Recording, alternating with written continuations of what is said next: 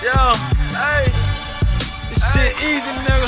Hey, all I'm talking about, nigga, I'm still out here trying to get it. Contender Regime Boxing, checking back in with y'all, man. What's going on? So, with the Terrence Crawford fight off, at least at this moment, for Errol the True Spence Jr., we have to talk about options. We have to talk about realistic options for Errol Spence. This is this is a time in Errol Spence's career where time is of the essence. And he has 3 titles. His ultimate goal at this moment is to become undisputed at welterweight. That's been a long-term goal for Errol Spence. That's something that you heard him speak about when he won his first title versus Kell Brook, after he beat Kell Brook overseas in that man's backyard.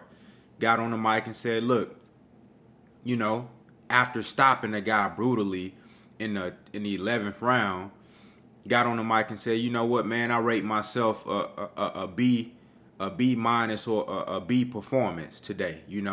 Got the victory, but I didn't look the best that I could have looked. At that time, he had came off of, a 16-month layoff because wouldn't nobody fight him. And he was trying to force Kell Brook in the ring to give him his shot for the IBF. He said on the mic after that fight, he said, it feels good to be a champion, but I want to go collect all the other belts. I want to be undisputed. He said those words. After winning his first title, he said, my goal is to be undisputed. And here we are, 3 belts later, WBA, WBC, IBF. The only person that has something that he needs to complete that goal is Terrence Crawford. And we see that Terrence Crawford, he opted out of the Errol Spence negotiations to go fight, David Avanesian. And, we'll see what happens with that. But now we got to talk about options for Errol Spence because, like I said, he's been at this weight for his whole career because he wants to be undisputed at welterweight. He's 32 years old. It's getting harder and harder and harder to make that weight.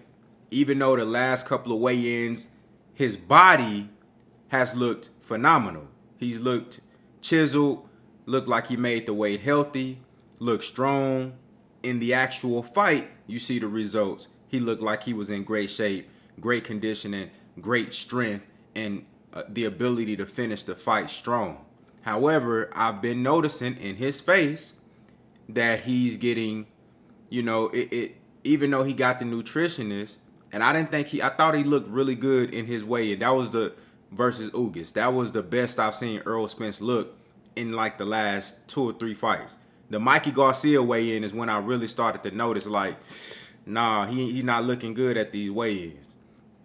The Sean Porter weigh-in, he didn't look bad, but he didn't look good at all. The Danny Garcia weigh-in, coming back from the accident, he started to look like, okay, now he back in that stand-in shape year-round. You know what I'm saying? He looked decent. And then in the Ugas weigh-in, that was the best I've seen Errol Spence look in a long time. However, you still see the indentions in his face. You see how tough it is. Like, you can physically see how tough it is for this dude to make 147. And with Terrence Crawford making the move that he just made, that pushes Errol Spence. If Errol Spence chooses to wait on Terrence Crawford to accomplish that goal of being undisputed at 147, that pushes that timeline out even further. So let's talk about realistic options. Now, if Errol Spence decides to stay at 147, that's option number 1. That is the I guess that would be like the main option that we would look at because Errol Spence wants to be undisputed. So if he stays at 147, he's not going to just sit out the ring and wait on Terrence Crawford, right? That wouldn't be wise because you want to stay active. You want to stay ready. He fought this past April. And, if he does stay at 147, I mean, let's throw this out there. It is an option to sit out and wait on Terrence Crawford. So let's say he does that. In my personal opinion, that's not the best thing to do. if you gonna stay at 147, you might as well get you another fight in, right? So if he does decide to get a fight in versus one of his mandatory challenges. Now, he doesn't have a mandatory for the IBF yet. He has a number 1 and a number 2 guy. He got Jerron Ennis, and he got Virgil Ortiz. No mandatory declared yet. For the WBC, there isn't a mandatory declared yet, but he got, again, Virgil Ortiz, Jerron Ennis. You got Keith Thurman up there in the top 3. And then let's go to the WBA. You have Imantas Stanionis, who is technically a mandatory. He is the regular champion. Errol Spence is the super champion.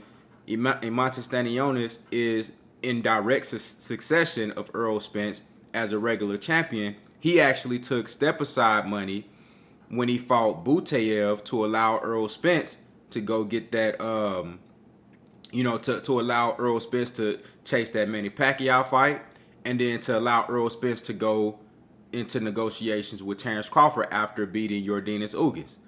You know what I'm saying? So Imantas Stanionis has been in direct succession to fight Errol Spence. And he's the only one that's a clear mandatory as of right now. But money talks. So Errol Spence got options. If he decides to fight one of these guys, I think he can take on a Stanionis. He could take on a Jerron Ennis. He could take on a Virgil Ortiz. He could take on a Keith Thurman. Now, he already said, I don't want nothing to do with Keith Thurman, even though we all know that that's a lucrative fight. That's a fight that'll sell. Even though it ain't the fight that everybody want to see, that's a fight that got history. That's a fight that people will tune into. People will pay money to see. And it's an entertaining matchup. However, Errol Spence said he don't want nothing to do with Keith Thurman, so let's throw that out the window.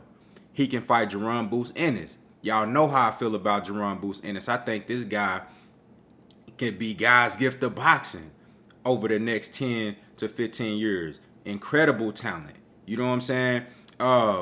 One of the most athletically and just naturally gifted guys that I've seen in a long time since Roy Jones Jr. Of course, we got to see him put those fights together, actually get in the ring with this top competition and really see what he looked like versus these guys. But as of right now, he looked like the goods. You know what I'm saying? And he got the work ethic to go with it. And he got the team. And he got the coaching. You know what I'm saying? And he got just a support system and the dedication to the craft to really, take this shit for the long ride.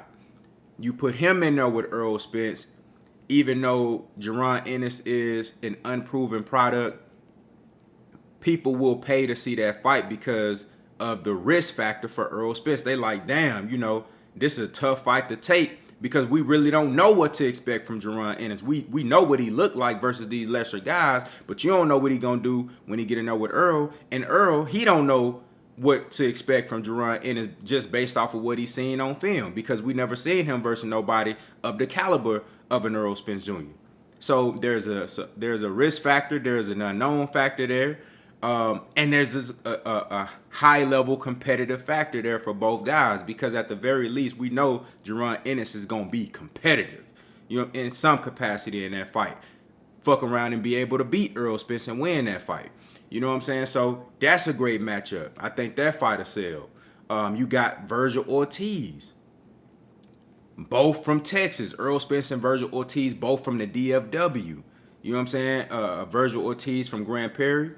Errol Spence from DeSoto. That's a big fight in Texas. You do that fight at Cowboy Stadium, they gonna put 50,000 in there. They gonna put 50,000 in there, and it'll do well on pay-per-view. That's a big fight. You know what I'm saying? Virgil Ortiz got the Texas following behind him, got a nice solid Mexican following behind him, and the Errol Spence, the following that Errol Spence brain, just worldwide, and then especially in Texas as well.